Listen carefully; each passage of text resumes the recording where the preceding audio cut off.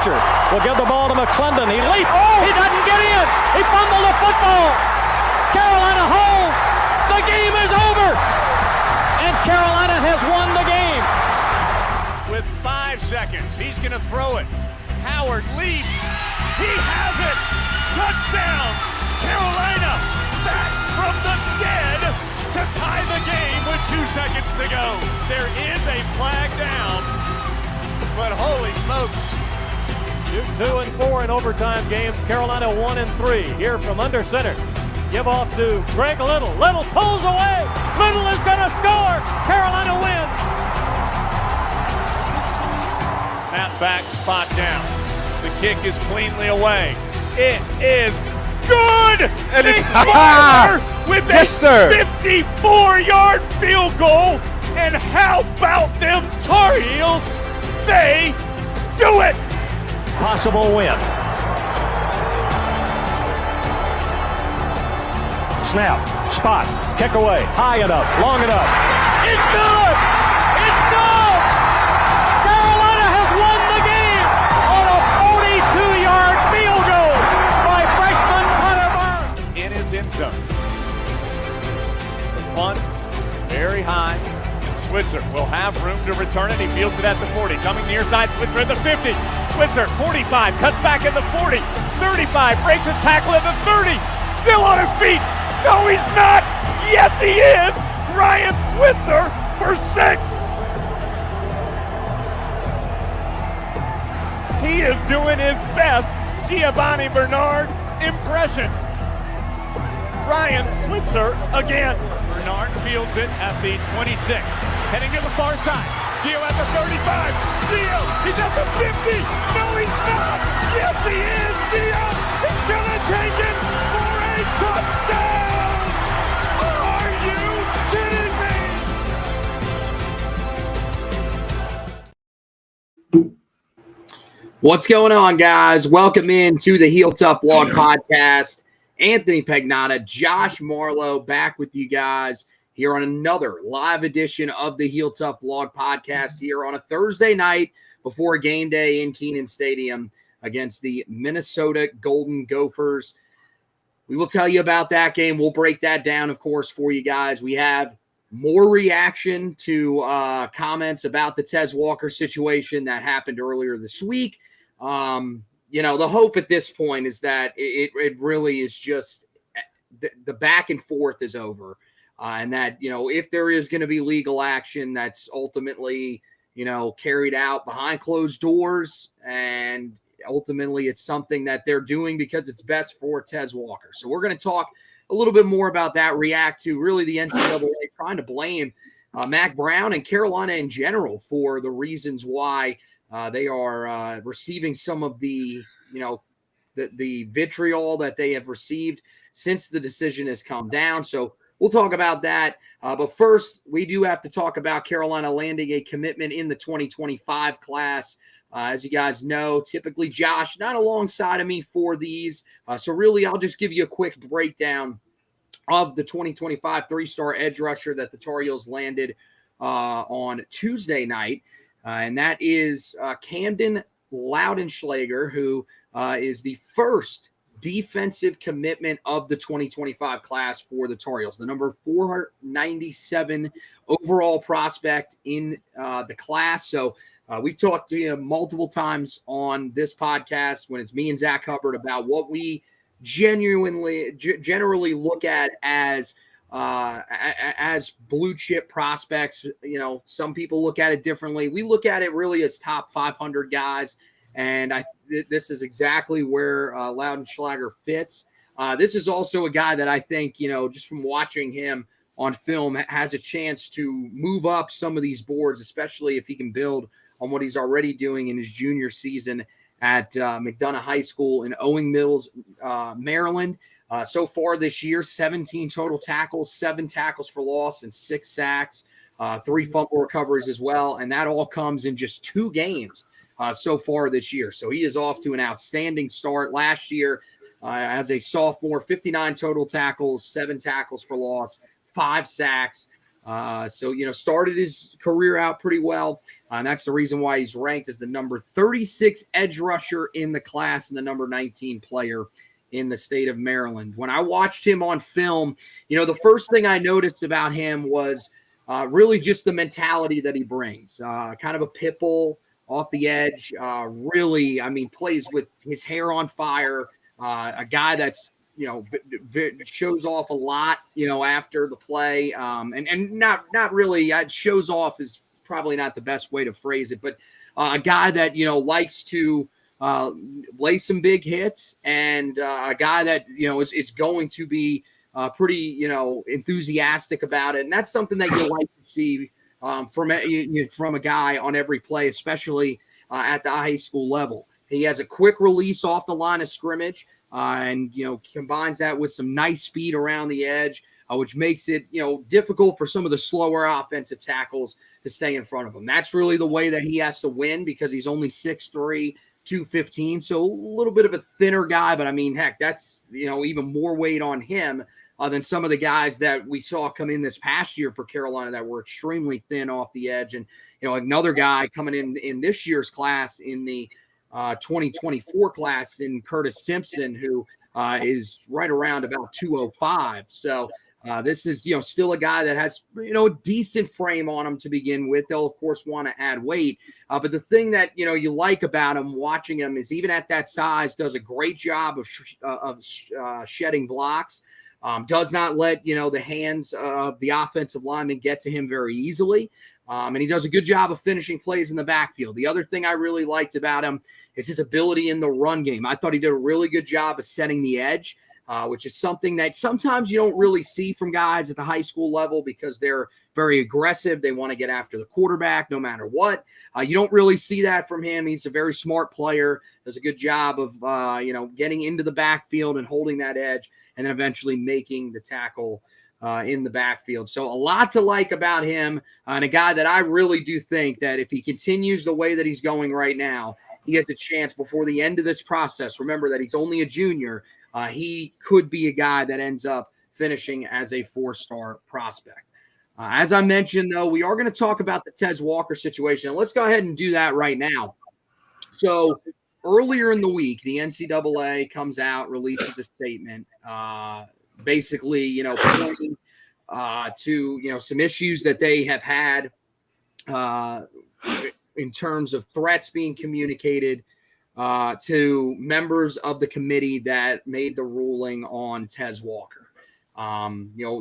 This is a group that I know was put out there on social media. Somebody was able to track down the group that made this decision, and people took it too far, and there's no denying that. If you think that they haven't taken it too far, any threats that are communicated over something like this, it's just lunacy. Guys, this is sports. I get it. We are all passionate. I trust me, I'm right there with you guys. If you don't believe me, you can come and watch us in the stadium on Saturday. You will see that we are two of the most passionate fans out there, along with the rest of you guys. But when it crosses a line like that, it's too much. And I don't blame them for calling that out at all. I actually think that was probably the right move, because, for people to be, having threats thrown their way, possibly their family's way, it's just too far. The problem that I had with the statement that was released by the NCAA earlier in the week was they basically tried to put the blame on Mack Brown and the other UNC officials who released statements. So Chancellor Kevin Guskowitz, as well as Athletic Director Bubba Cunningham, is the reason why these threats were being sent out, why things had elevated to this point. Basically, in a roundabout way, they pretty much accused them of inciting a riot, which is ridiculous and asinine, to be frank, because let's be real here.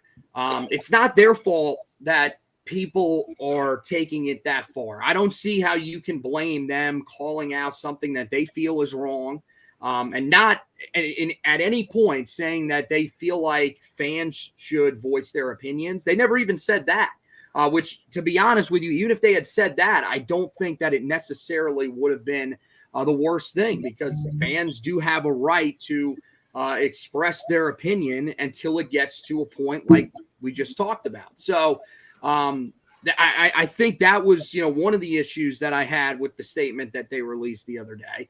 Clearly, some of the logistical stuff about, saying Mack Brown sort of asked for this. Well, if you go back to Mack Brown's comments, at no point did Mack Brown ever say that he thought that there should be a rule in place with the two-time transfer rule that did not take waivers into account. And it also said nothing about, Mack Brown saying, hey, I think this rule should be put in place and you should retroactively punish kids that are in the portal currently this season. They said that officials from the 32 conferences across athletics in Division I athletics approved this. I would like to see that was actually the case, because I don't think that many of them would have approved it if they would have known that they would be retroactively punishing kids that would not have known at the time that they entered the transfer portal, that they committed, that they signed, that they would possibly get in trouble and would have to miss this year. So that's another problem. And then, the other thing that I had an issue with was the mental health stuff that they had in there, citing that as, a reason why they ultimately denied Tez Walker's case to play. I think that's ridiculous, especially when they said that they had a panel of mental health experts that looked at this situation. At no point did that panel ever talk to Tez Walker to learn about him, to learn about his situation that he's dealing with in terms of his mental health. So how you're able to then make an assumption on that and say what's best for a kid, especially, when he does have people that he has worked with, it's documented that he has worked with mental health professionals at Kent State. I think that is just utterly ridiculous and, frankly, reckless from the NCAA. You should not be making any determinations on anybody's mental health. That is just, frankly, ridiculous on so many different fronts. So, Mack Brown then, of course, fires back. He says yesterday that, look, he wouldn't have done anything differently. He was just standing up for Tez Walker. And that if he had to do it all over again, he would go about it the same way. What do you take from all this? I mean, this is something that at this point, and I don't think Mack Brown is trying to take the attention off of Tez Walker. I don't know if the NCAA is really trying to do that either. But at this point, it's really starting to become obvious that this is becoming more about Carolina versus the NCAA yet again, as opposed to just trying to do what's best for the athlete, Tez Walker, and what he's dealing with. Yeah, it's time to move on. It's fair to say that Tez Walker is being screwed out of playing this year, because that's what's happening. But we got a season that we need to be focused on. And my biggest worry when all this started going on was how much of a distraction was this going to be? You can't tell me that the passing game not being what we thought it would be entering the year isn't a direct reflection of them preparing him to play both against South Carolina and Minnesota and Appalachian State while being ineligible, and trusting and hoping that the NCAA was going to make the right decision. Now it's week 3. Now we're on to Minnesota. And this is still being talked about more than what's actually going on the football field. And, I applaud what Mack Brown and the university have done trying to get him eligible to play football, because he is being wronged by the NCAA. But this can't be a year-long thing, because it's not fair, frankly, to the kids that are eligible to play. And with the games that we got in front of us, you've got a tough test this weekend at home against Minnesota. You're coming off a below average performance at home last weekend against Appalachian State. I'd like to think that we got our focus and our mindset on the right thing, which is getting to 3-0. And so I'm just ready for it to be over with, frankly, at this point. If he gets ruled eligible at some point during the season, great, fantastic. If not, we got to wait till next year to see him in a Tar Heel uniform. then that's it. And like I've said all along, the team should use this as a rallying cry and a motivation factor every single week, because you've got a teammate that would give up just about anything to be on that field with you and can't be. So there's no excuse for you not to prepare your hardest, not to play your hardest, not to study your hardest, not to recover your hardest, and all that. And so that's just where we're at. Like, it sucks, but by God, we've got a season that we've got to go play. And this doesn't need to be the talking point all year long. Yeah, I mean, it just, to me, it's starting to become more about, it really is starting to become more about just the battle between the two sides as opposed to Tez Walker. And I think that's what I'm worried about. If this is something that it was obvious that it's just about him. And to me, if it was just about him, you would not see these comments going back and forth. I think, Mac Brown said the other day, look, I didn't want to get up here and comment. I was done after Monday, but I felt like I had to get up here after what was said yesterday. That should be it, though. It's time to move. It's time to, on both sides, to move on from the commenting phase of it. If you're going to do things, do it behind closed doors and figure out whatever's best, and just move on from there. Because I think, Carolina, you're right. I think on the field, they have to be focused on trying to win games. But also, I mean, at some point, like the back and forth, I mean, you talk about mental health. It can't be good for Tez Walker to have so many people talking about him, seeing all these different battles on social media over him. I think after a while, it's probably just best to, let things quiet down just a little bit, do what you have to do. With the lawyers and everything like that, if that's the route that he wants to pursue, and then go from there. Let's move on the field, though. Let's talk about the game this upcoming weekend against the Minnesota Golden Gophers, as the Tar Heels look to go 3-0 for the third time in 4 seasons, and back-to-back seasons after they did it a year ago. And, look, this one is going to be a test. There is no doubt about this. You talked about, App State last week, a team that, Carolina had a below average performance against. Well, this week they're going to have to be on top of their performance, especially on the offensive side of the ball, because this is one of the best defensive teams in the entire country through the first 2 weeks of the season. Now, look, they've played Eastern Michigan. They've also played Matt Rule's team, Nebraska, who might be even worse than Eastern Michigan at this point. So it's hard to really gauge just how good they actually are. But this is still a team that needs to be taken seriously. This is the first ever meeting between the Tar Heels and the Golden Gophers. And when you look at Minnesota, so far this year, 2-0, 1-0 in conference, offensively has not been a great start to the year for them. 19 points per game, 332 yards of total offense. It's 156.5 yards per game through the air, 175.5 yards per game, though, on the ground. The running game is the strength of the team. Once again this year, it has been for a while there at Minnesota. Darius Taylor, Sean Tyler, 2 guys that are already over 1,000 yards this year. They're going to be the duo that Carolina has to keep an eye out for.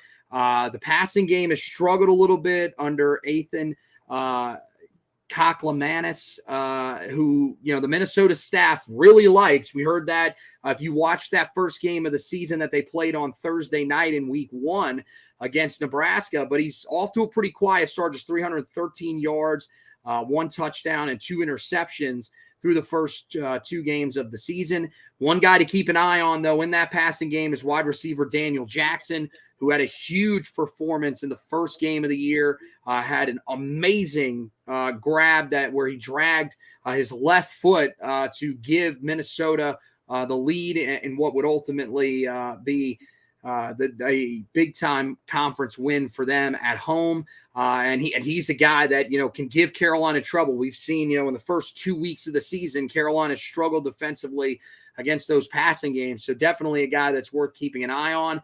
The offensive line, veteran group, they did lose a guy last year that was drafted in the first round of the NFL draft in John Michael Schmitz. But this is still a group that does not have a single underclassman.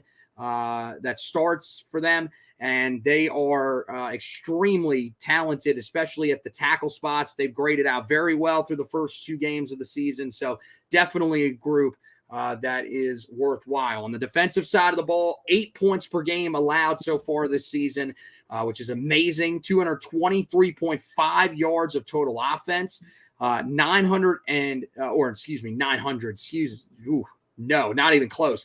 92.5 passing yards allowed per game so far this year, 131.0 rushing yards. Defensive backfield is the strength of this unit. Their 2 safeties are off to a fantastic start to the season. Jack Henderson has been really, really good in coverage already so far this year. But the guy that's standing out the most is Tyler Nubin. 2 interceptions already to start the season for him. Also, have a good cornerback duo in Justin Wally, as well as Tariq Watson, that are worth watching out for. This is, a group that up front in the defensive front, still really, really talented. Early in the season, they've been getting after the quarterback. They've had some nice success there, led by Kyler Ball on the defensive line. And their linebacking core is one of the better ones in the Big Ten this season, with the duo of Ryan Selig and Maverick Baranowski, who are off to tremendous starts as well. So that's really going to be, the biggest test for Carolina is this offense going up against this defense. I know, Minnesota's offense has struggled. Carolina's defense, we're still trying to figure out what exactly Carolina's defense is. But this Minnesota team that's coming in, definitely one that I think, is a little bit different than the groups that Carolina has faced so far, because of the fact that they come from the Big Ten. Very physical team. I think you saw it a little bit, with South Carolina at times. Not as much with App State, but this one definitely going to be a test for Carolina, especially in the trenches. Yeah, I think we're going to learn this week if this defense is what we saw in week 1 and last week was just a blip on the radar, or this is back to same old pathetic Carolina football defense, because you're going up against an offense that is not very good, but they're going to want to run the ball at you, and you best believe that that Minnesota staff is pouring over that App State tape to see what worked and what didn't work in the run game against Carolina. And this is going to be a test to see just how physical Carolina truly is, because they were very physical week 1, and they dominated at the point of attack. And then you get pushed around by a Sunbelt front. That's very discouraging. I know that they're still top 5 in the country in pressures on the quarterback, but a lot of that goes back to week 1. And there was some stuff there last week against App State, but you didn't record a sack a week after you recorded 9 of them against the Gamecocks. And so you're going up against a veteran, experienced Big Ten offensive line. The Big Ten is known, like you're not a good football team in the Big Ten unless you got a good offensive line. And so if Minnesota turns out to be good, you would think it starts all up front with them. And then defensively, when you look at what Minnesota does, they've played against 2, let's just call it FCS level offenses, including Nebraska, because Jeff Sims is about as good as a FCS quarterback at this rate. This is going to be the first time Minnesota has faced a prolific offense. This will be the best quarterback they will face all year long, because USC is not in the Big Ten yet, and they don't have to play the Trojans at all this year. This is maybe the most skill position talent that Minnesota will face off against this year, because I don't know if they play Ohio State in the regular season, and I don't think Minnesota is going to make it to the Big Ten title game. And so you look at the defensive numbers for Minnesota. Yes, they're impressive. You got to have an asterisk beside them because they haven't played a quote-unquote even average offense so far through the first 2 weeks. But even still, I think this is going to provide a challenge for Carolina, just because, again, that physicality is going to be prevalent. If Minnesota is going to compete with Carolina defensively, it's going to be because they're physical at the point of attack. They're getting off blocks, tackling Omari and Hampton, something that, App State, frankly, could not do and had no interest in doing, and then being able to hold up in the secondary. So all around, a very intriguing matchup for the Tar Heels this Saturday in Kenan Stadium. Yeah, I mean, look, I think you're right. I think the fact that they've played Eastern Michigan and Nebraska, and Nebraska, you say FCS, that might be a Division III offense at this point. They are just pathetic. I think the thing that concerns you the most about what they do defensively is how physical they play. As you mentioned, in the Big Ten, you have to play with physicality on both sides of the ball, especially in the trenches, or else you're not going to succeed. So for Carolina, that's been an issue in the past. And, so far this year, I know South Carolina is a team from the SEC, but their weak points were their offensive and defensive lines. That's the strength of Minnesota. Those are two areas that they consider strengths. So we'll see how Carolina adjusts to that in this game. I think last week, you have to be encouraged about what Carolina did on the offensive side of the ball in terms of the physicality that they played with. I thought, they pushed around App State on that side of the ball. The fact that they ran the football as well as they did, and I know some people are saying, look, we don't want them to run the football as well as they did because we want Drake May more involved in this offense. Well, here's the thing. Again, this week, if that's how you have to win the game, who cares? I really don't care as long as you're winning the game. And I don't think Drake May cares either. Ultimately, that's the reason that he's here, is to win games. So I think that has to be a part of the game plan again this week. I know, so far this year, they're allowing just 131 rushing yards per game. But at the same time, if they face a running game that's playing the way that Carolina's is through the first 2 weeks of the season, you look at Omari and Hampton. He's off to a tremendous start to the year, 5 rushing touchdowns already. The first game, 16 carries, 37 yards. Not a great yards per carry average, but really broke out last week, and I think has shown before that he's a guy that can really take over games. And then you also are hoping that you will be able to have British Brooks back in this game. So if you can rotate those two guys back there, you've got one of the best running back duos, really. I wouldn't say one of the best, but one of the better ones in the entire country, because you got two guys that have already ran for over 100 yards in separate games this season. So I think that's got to be a big part of the game plan again this week. But as you mentioned, this is going to be a test for Minnesota and that secondary, because they haven't faced a guy like Drake May so far. Yeah, you've turned the ball over or created a couple of turnovers already so far this season. But you did it against Nebraska and a quarterback in Jeff Sims that has been known to do that for the majority of his career. And you did it against Eastern Michigan, a team that I know they've gotten better as a program in recent years. But let's not act like Eastern Michigan is, the pride of the group of five. So I think that this is a good matchup for Carolina. I don't think it's one of those get right games by any stretch, but I do think there's areas that Carolina can attack. You look at the Tar Heel storylines for this game, and I think really, you have to start with, we talked about, how good the running game is playing so far. I think that backfield duo is going to be phenomenal. But another big thing is, the offensive line and the way that they've played out of the gate so far this year. Don't allow a sack in the first game of the season. They do allow 2 sacks in the game against App State the other night, but they were also without 2 of their veteran guys on the interior of the offensive line, in both Ed Montelis and Jonathan Adorno. That then leads to Diego Pounds getting his first career start at left tackle. And through that, I think Carolina may have lucked into something, because that was one of the more dominant offensive line performances that we've seen from Carolina in terms of what they did in the running game. And since we think that that's going to be a big part of what Carolina has to do moving forward, I think that's going to be one of the big things to watch again on Saturday, to see if they can do it against a group that's going to be much more physical than App State's. Yeah, look, what you've seen from Carolina's rushing attack so far is what this offense is designed to be, and that commitment to the run game, it's evident, because Carolina wouldn't have ran the ball the way they did on Saturday in recent years under Phil Longo. And I think you got to give credit to the offensive line that's navigating the injuries here in the early part of the season. course, you still got a long way to go, and you got to hope that these guys can continue to play at a high level and still improve upon the way that they're playing. But there was a lot of doubt and concern about that offensive line entering the year.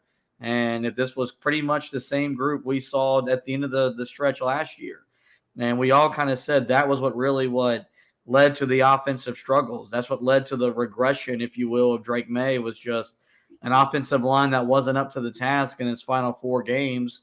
That Carolina, as we all know, lost them all: Georgia Tech, NC State, Clemson, and then Oregon. And so been really impressed. If British Brooks is back, that's fantastic. I'd be remiss to give him, though, starting carries. When you look at what Omarion Hampton did last week, where he was the best player on the field, in a game that included Drake May, that guy needs to touch the ball 20 to 25 times. And I'm not saying that British Brooks should not be involved, but I think we've seen that Omarion Hampton, when you feed him, he is the best running back in that running back room. And so it's going to be interesting to see what the offense is going to look like this week, because I think they've really done some nice things week 1 and week 2 to really build upon moving forward here as they get ready for the Gophers. Yeah. I think the first game of the year, showed you sort of what the recipe will be in that backfield. They're probably going to split the carries somewhat evenly to try to keep both guys relatively fresh. But I think you're right. Look, in this game, to me, you got to come out with Omarion Hampton first. We've heard that, they're the area that was the biggest weakness of his game a year ago, which was pass protection, is an area that he has certainly improved at this year. So I think that's something that since he's grown in that area, you should be more willing to allow him to start. Hell, he started the first 3 games of last year for you. So I feel like you should be pretty comfortable with starting him there this year, especially after that type of performance. And I think you see what happens. If he comes out and he's on fire again, I'm not saying you don't use British Brooks. We saw them use Caleb Hood the other day as sort of that change of pace back. And I think British Brooks probably fits that even a little bit better than Caleb Hood did a week ago, because Caleb Hood is another guy that's very similar to Omarion Hampton, a downhill runner. British Brooks, a little more shifty, so it probably would actually be a legitimate, sort of change of pace in that backfield.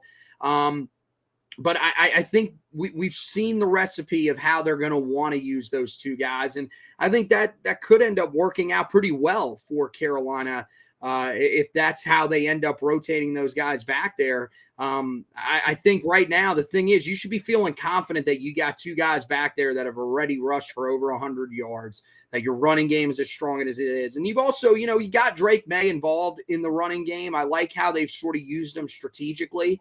I think, they did a great job really against App State they didn't use him with a lot of designed runs until late in the game, when the defensive front for App State was already worn down. It lessened the hits that he took. And I think it allowed him to eventually get out in space.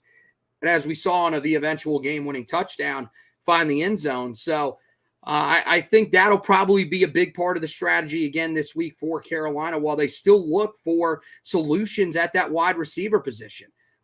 This secondary has played really well for Minnesota, so it's going to be a challenge. But Carolina, they've got to start seeing some guys emerge there. It can't just be Kobe Paysour. It can't be, relying on John Copenhaver to be out of the club to be able to catch the football. They can't rely on just hitting 1 or 2 deep passes to J.J. Jones. They have to have other guys that start to break out there. But that's the reason why I think they're going to lean heavily on that ground game again this week. You go over to the defensive side of the football, and really I think the question that you have to look at there is, the short passing game issues that continue to hurt Carolina. It hurt them against the Gamecocks. They did hit a couple of big shots down the field, and then it hurt them last week against the Mountaineers. And so much so that this was actually addressed by Mack Brown in his press conference. And he basically said, look, we got to be more aggressive with our coverages. So I'm interested to see, now that it's actually been put out there by Mack Brown. There were questions that then ensued because the coordinators meet with the media right after Mac Brown speaks on Mondays. It was then brought up to Gene Chizik about, hey, what do you have to do to be more aggressive with your pass coverages? We heard so much in the offseason about them wanting to be more aggressive. Gene Chizik brought that up himself. But through the first 2 games of the year, we're seeing a lot of the same stuff. I don't know if I'm holding my breath, but I do think it's interesting that Mac Brown said, look, this is something that has to get fixed now. I think part of the reason why he's saying that as well is you said, look, the defensive line, they didn't really get to the quarterback as much as they did in the first week. I think a big part of that was this past week, App State, and credit Sean Clark, they did a really good job of watching the film from the game against South Carolina and seeing that if you get the ball out quick, Carolina's corners aren't pressed up enough. There's going to be, a lot of those quick throws there that for 7-8 yards. And all you got to do is make one guy miss and you can gain a bunch of yardage out of that. So I really do think that Carolina has to find a way to help their defensive line out. That group has played pretty well through the first 2 games of the year. If your corners can be a little bit more aggressive, you might actually be able to help each other out and have more success slowing down these passing games. Yeah, no, look, I mean, it all goes hand in hand. Does Carolina need to play tighter in the secondary? Absolutely. Part of that, though, is that's Gene Chizik's defense. Is he's going to play off, keep everything in front of you. And when you've seen the tackling issues this program has had the last 15 years, makes a lot of sense because it gives them a better chance to make a tackle when they're going down as opposed to trying to make the tackle in space. Also, can we not do it though? Can we actually play the sticks though on 3rd down? I don't really understand. Like we saw it the other day. There were guys that on 3rd and long were turning and running to try to prevent deep plays. It's like, guys, I get it. I get you want to prevent that deep shot down the field, but if it's 3rd and long, most of the times teams are playing the sticks. You can be aggressive. Like, my thing is, do you not trust your corners that much? Like, I don't know. I've watched Marcus Allen. I saw some of the plays he made the other night. I've watched Elijah Huzzy so far. I think, we saw it late in the game the other day. I think those guys can play in man coverage where they're playing close to the line. Let's see it a little bit more. Yeah, but on the flip side, from the defensive line standpoint, if you're playing against an offense that's getting the ball out that quickly, you're allowed to get your hand up and impact the passing lane. And those are adjustments within the game that Carolina could have made the other day as opposed to just strictly rushing the whole time. You know that they're going to get a 3-step drop and out. Okay, well, get into your initial rush and put your hands up.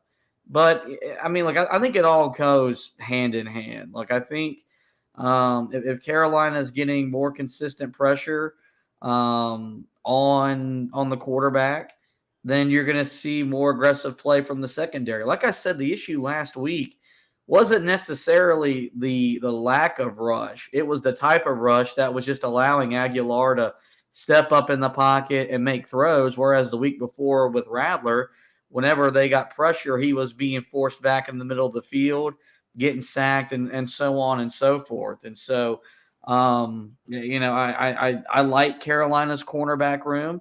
I don't love it, but I like it enough to where I trust them to play a little bit more closer man-to-man at the line of scrimmage because I think you've got the right type of dudes that can make plays on the ball without, drawing penalties or making mistakes. But, on the flip side, it doesn't really matter. Like if Carolina's pass rush doesn't impact the passer, doesn't matter who you're playing. In today's football, these quarterbacks are going to pick you apart because the rules are designed for that to happen. And so I think it's just kind of a give and take where I think if you see the pass rush winning like you saw against South Carolina, I think you'll see your corners up tight because they played a lot of man tight coverage against the Gamecocks. If they're not winning as much, Gene says it's going to keep them off the ball just so, you're not getting beat deep and, you got a better chance to not give up the big play. Yeah, I got to disagree. I did not think they played a lot of man coverage against South Carolina, especially in that second half. I thought they allowed way too much short. They were just trying to and look, you play differently when you have a lead. We've seen it, and it's one of the things that frustrates me the most with modern football.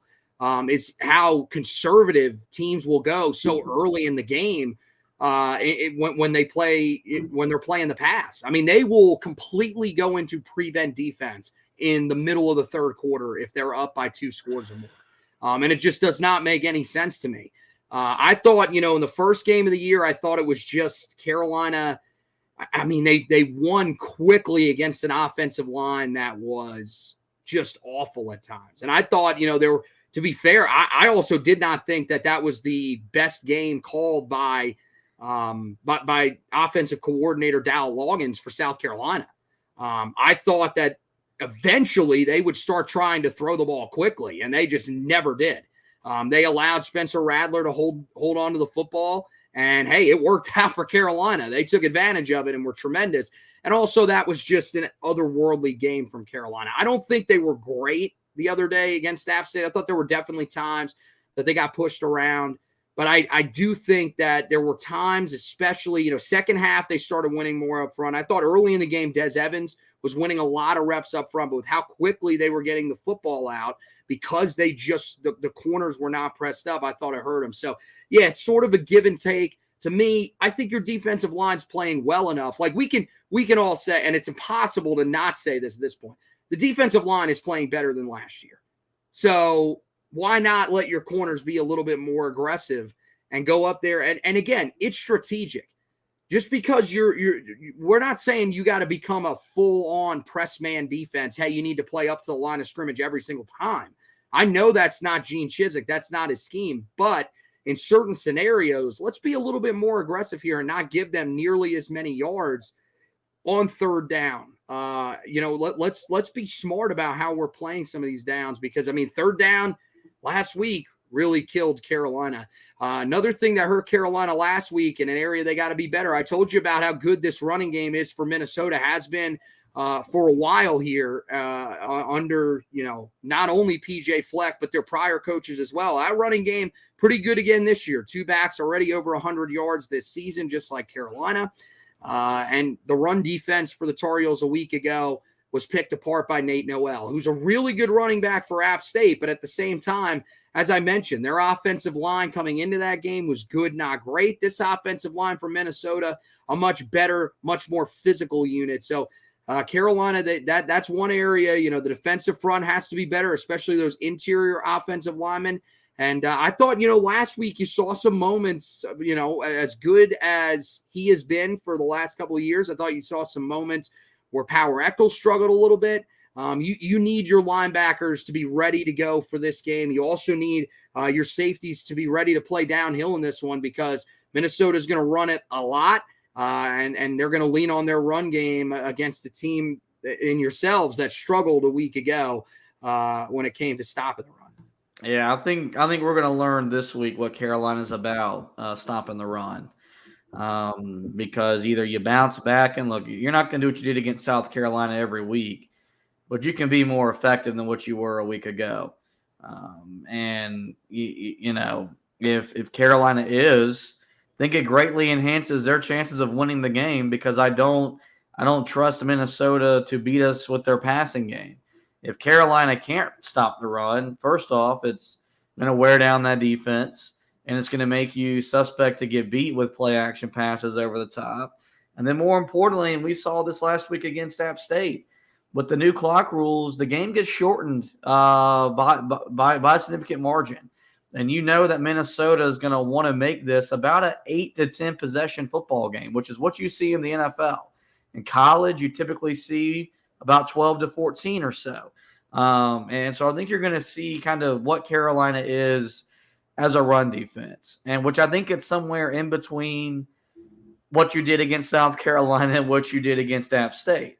I think it's a middle of the road to above average run defense, but if they come out and they give up, 175 yards or more rushing, I don't know if it's going to mean Carolina gets beat, but I think it makes for probably a much tighter game than what people maybe are thinking going into entering the fourth quarter. Whereas I think if Carolina can come out and stop the run and get Minnesota into obvious passing downs on third down, I think it gives Carolina's defense a much better chance to make plays on the quarterback, force turnovers, and more importantly, get stops at a time of the manner to get Drake May and that offense the football back. Yeah, look, the other thing that people will be talking about heading into the stadium is the special teams unit, and Carolina simply has to be better there in this game. This could be another game that could be tight, considering the way that Minnesota is going to want to play. And, I think if it is, it comes down to special teams yet again. And we saw last week Ryan Coe with just a horrendous miss at the end of regulation. I went back and watched the video, by the way, of this. Our angle that we were sitting in the stadium did not do it justice. This was truly just a complete shank. So I think, for him, bouncing back, getting some confidence would be huge. And I think the other thing, we heard Mac Brown address it earlier in the week, the frustrations that you had with that second kick returner that's back there. George Pettaway, was such a weapon for you at the end of last season.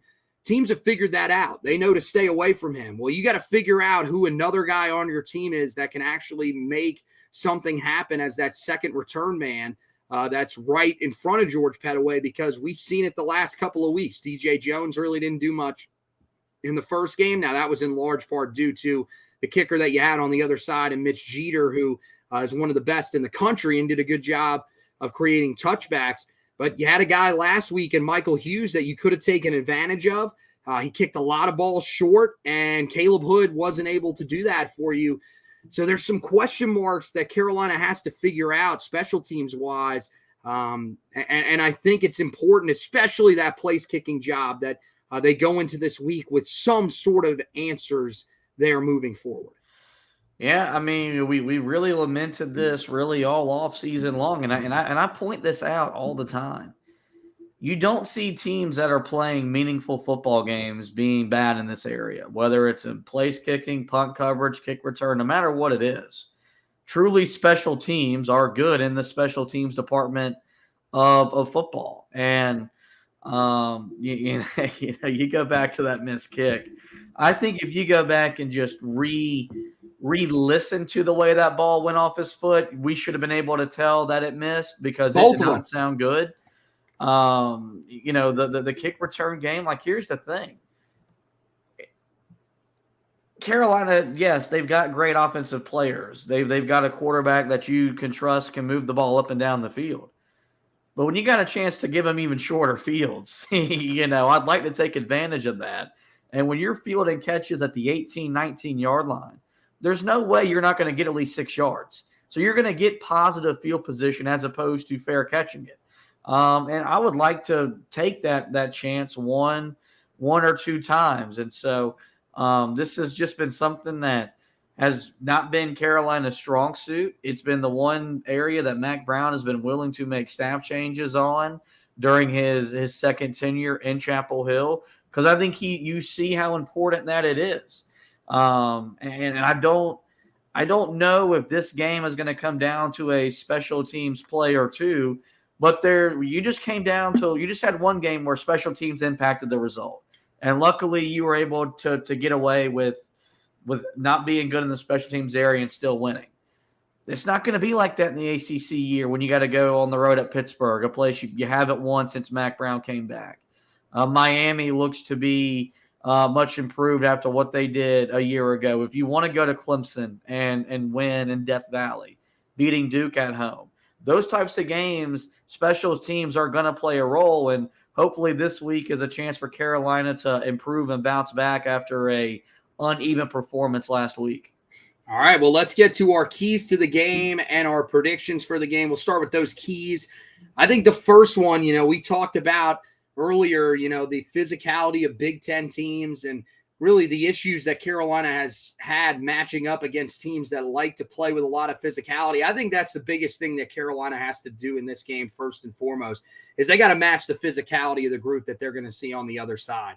I know that this team in Minnesota has not played two of college football's best teams so far this year by any stretch.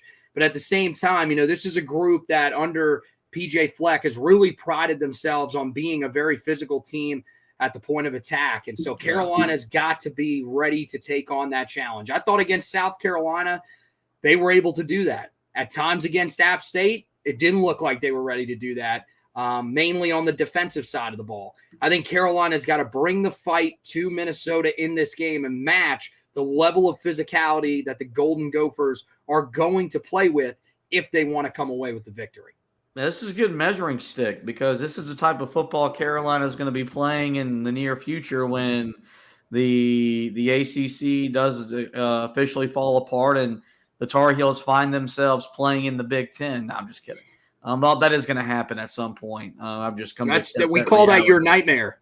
Oh yeah, because that'll be the end of my Tar Heel fandom as we know it. But no, I mean, look, there's no denying this. If Carolina doesn't, if they're not the more physical team at the point of attack, I still think this is a winnable game for them because their skill position talent is far superior than Minnesota's. Just makes it more harder. And the thing about Carolina being physical is I think they're built to be a physical football team. Mac Brown's is recruited that way. You see that now with spread offenses. When the spread offense became a thing, they weren't physical. They were finesse offenses. That's why it was hard for them to beat the SEC. Well, then over the years, as the SEC adopted playing that way of football, they proved you can have great talent at the running back and wide receiver room, but you got to have the big uglies up front. You got to be able to move 320-pound defensive linemen on a regular occurrence. And so if Carolina can win in the trenches, I think it definitely lends to them coming away from this game victorious. The second key to the game, to me, is take care of the football. You talked a little bit earlier about Minnesota really being able to shorten the game because of how they run the football. We saw it firsthand the other day against App State. Both sides really were running the football very, very well. And you saw how quickly time sort of elaborated. I mean, look, the game went to overtime. That's why it ended up taking so long. But you could see there was a significant difference in the game when it came to how many plays were being run. The new clock rules, I think, really show up when you play teams that want to run the football a lot. And that's what Minnesota wants to do in this game. So they're going to want to shorten the game and create turnovers to limit the offensive chances that Carolina has in this one.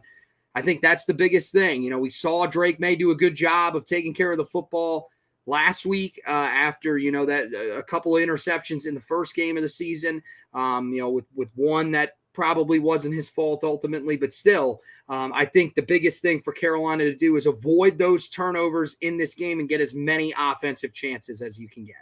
Yeah, because, you know, I think we were all going into last week wanting to see how Drake would respond after a multi-interception second half, because remember the turnovers really creeped up for him at the end of last year. You see two more in the opener. You know, was this going to become a problem? I wasn't overly worried, and last week showed you why, because last week they couldn't afford to make a mistake. Mm-hmm. It was that type of game, and he protected the football. This one, you know, if it goes the way I think it's going to go, where you've got 8 to 10 possessions, you know, Carolina could maybe overcome one turnover, but they can't overcome multiple, I don't think. And, you know, on the flip side, I want to see them force turnovers. That interception that they forced in the second half last week was big. It was important. And I think, correct me if I'm wrong, I think Carolina got a field goal off of that. They didn't go down and get 6 off of it. Yes, they only got a field goal, but still, it was important. You know, but I mean, like, at the time, it felt big. It felt like Carolina was taking control and momentum of the game. And so if Carolina, you know, does it, then they win the battle up front and they win the turnover battle. You know, with Drake May and this offense, it makes it hard to believe that Minnesota is going to come on the road and pull the upset. Yeah, the final key to the game for Carolina, to me, is capitalize in the red zone. We saw, you know, last week wasn't great, 6 of 8. Mac Brown said they want to be even better than that. But really, you know, it didn't feel like at the end of the day that was something that we were going to say, hey, this cost Carolina the game. We saw at the end of last season, there were multiple times, even that game, and I know, you know, there were a lot of other things, but Carolina's inability to capitalize, even in the ACC championship game against Clemson last year, just set a bad precedent and really, you know, sort of allowed that game to get out of hand. And then we know how important it was in the other 3 games that Carolina lost at the end of last season. I think, you know, you saw it against South Carolina. The Tar Heels were extremely efficient there, 4 of 4 in the red zone. I thought the other night against App State, you know, they had opportunities. You know, that with the drop pass from Kamari Morales, that probably would have been 6. So there were definitely other chances that Carolina had that weren't capitalized. But in this game, it's going to be important. As I mentioned, those possessions are going to be limited. When you get inside the red zone, you have to be able to finish those possessions off with a touchdown. Because as you've said, this offense, might ultimately end up being better, but it's definitely not as explosive as the offense that we've seen in years past. Well, I mean, also right now, like what you're wanting to do in the non-conference season is build good habits for the ACC year, and figure out who you are. And the biggest issue with Phil Longo's offense was they didn't convert in the red zone frequently enough. And we learned the hard way that when you don't have a quality field goal kicker, you're going to get beat. It makes it a lot easier if you're scoring touchdowns. You got to kick an extra point, because if he's missing extra points, maybe he needs to go kick a soccer ball or go play kickball, because maybe being a field goal kicker just isn't the right job for him.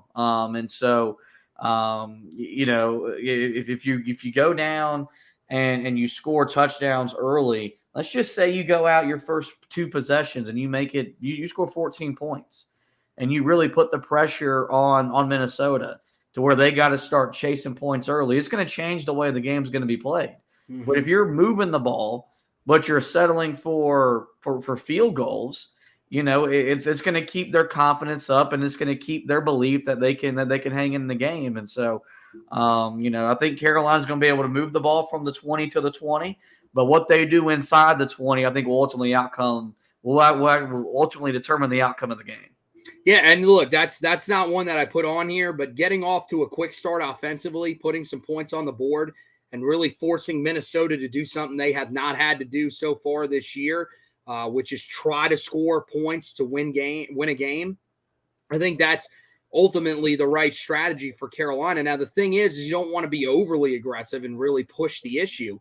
But, look, first two drives last week, I thought Carolina had a great chance to score on both of them. And then they bring out the Ram package, and it really just kills the momentum. I mean, it cost them the football on the first drive, and then on the second drive, it took the momentum away on a third down. So I think that's got to be the plan for Carolina. I also think, trusting your quarterback to be able to make those types of plays. Like, I know people are really on Drake. Nationally, there are some people that have said he just hasn't looked good to start the year. I don't know what they're watching. I thought against South Carolina, before the two turnovers, I thought he looked really, really good. He missed one throw down the field, and that was it. Outside of that, I thought he looked phenomenal, especially, the throw that he made to John Copenhaver, the one that he made down the field to Gavin Blackwell. And I thought the other night, Mac Brown brought this up in his press conference as well, he should have had a game-winning drive under his belt. What he did to lead them into field goal range with 1:22 was, perfect. He did exactly what he was supposed to do. And Carolina was wanting to kick the field goal. They were not being aggressive, trying to score the touchdown, because they felt like, hey, we want to take as much time off the clock as we possibly can, because we've seen in this game, App State's been able to move the football on us. And they did that, and their field goal kicker just couldn't come through for them. But I think, if you get a couple of scores on the board early, whether it's on the ground with your running game that's been strong, or if Drake Bay really just comes out and starts slinging the ball around and has some nice success, I think Carolina can jump out early and potentially put this game away before it really gets started, because this is a Minnesota offense that really isn't all that great. Now, let's get to our predictions for the game against the Golden Gophers. I'll let you start with this one. What do you think happens in Kenan Stadium on Saturday? Yeah, I've really struggled with the final score. I think Carolina wins. I think they're the better team. They got the better quarterback. But I'm a little bit leery that the issues we saw defensively last week, they're going to carry over and make for another tight fourth quarter. So I think Drake May and the offense, they make the plays down the stretch they got to make. But I've got Carolina winning 28-24. After the first week after I saw Minnesota struggle to beat a bad Nebraska team, and I saw us beat a South Carolina team that I think is still going to be a very good team when it's all said and done. I thought Carolina was 3 scores better than Minnesota. I'm not so sure about that after what I saw defensively against a JUCO level quarterback last week against App State, which is why I've got the margin so close Saturday afternoon in Kenan Stadium. Yeah, I mean, I think I'm kind of with you. I think I've got them winning by a touchdown. I'll have Carolina winning 24-17. I think it's going to be a low-scoring game. I think it's going to be rather ugly because I think Minnesota's defense is pretty legit. I think Carolina's defense is better than it was a year ago. I think the other thing in this game, I just like last week, I think Joey Aguilar and App State, that passing game might be better than we thought it was coming in. We didn't really know a whole lot about him. I think that's a guy that has shown that they're going to be pretty legit this year again. I think they found their guy again that can help lead them to some success. In this game, I don't know if Minnesota's got the quarterback right now. I really don't. I don't think that's a guy that's going to be able to tear up Carolina. You would hope not with what you've seen from him so far. So I think, this will be sort of a low-scoring affair. But I think Carolina has enough. I think, it could come down to the fourth quarter again. But, yeah, I definitely trust Drake May to make the plays down the stretch in this game to pull out the victory over the Golden Gophers. I think it'll be a nail-biter, but it'll be something that Carolina needs. And I think it'll also be, a little bit of a boost for that Carolina defense, whether you think it's more about the Minnesota offense or Carolina's defense. That'll be something you'll have to determine. But I think they get the victory 24-17. One question I did want to answer on the way out, a guy Greg Newman tweeted this or sent this to us on Facebook earlier. He wanted our opinions on Travis Shaw. So far this year, Travis Shaw has only played 16 snaps. He asked, does he just not fit or was he highly overrated? I think the thing with Travis Shaw is he had some really bad luck at the end of his time in high school. He sustained the shoulder injury. He put on a ton of weight, played extremely heavy his senior year at the high school level, and then came to Carolina and was still relatively heavy because he was still rehabbing that shoulder. So I think that's a big part of why it's taken him a little bit of time to settle in. He also is just a bigger player. Like he's a guy that, I guess when he was coming out and, at the high school level, you rarely see this, even with the bigger guys like that on the defensive front. A lot of times they will play these dudes nonstop because they're just the best players. Travis Shaw, we heard it from Mac Brown. He's still working on his stamina. I think that's one of the things that he's still got to sort of develop here moving forward. But the other thing that I would say with him is that, guys, it's a guy that's along the defensive front or really just in the trenches in general, because Greg Ward brings up Zach Rice as well. Those are areas where I think everybody looks at true freshmen now, regardless of position, and thinks that they should immediately come in and make impacts and make big ones. Along the offensive and defensive lines, it is a different level of physicality. Like when you watch high school football games, it will really shock you if you just focus on the offensive and defensive lines of these teams and watch the type of players that they play against at the high school level, even at the top levels of some of these states. And then you watch the guys they play in college. It's completely different body styles. The level of physicality is completely different. So, look, I get it that some people want to write these guys off. Some people want to say they're overrated and everything like that. But I think a part of it with Travis Shaw is the circumstances that he came in with. And I think the other part of it is just the step up that you have to take from high school to college is much more significant there than it is at the skill positions. Yeah. And, I think it's something that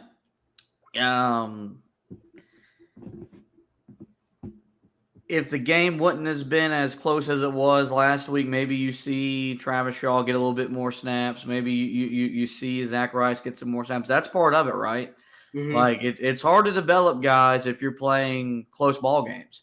We said this all last year during the basketball season when people were complaining about freshmen not getting minutes.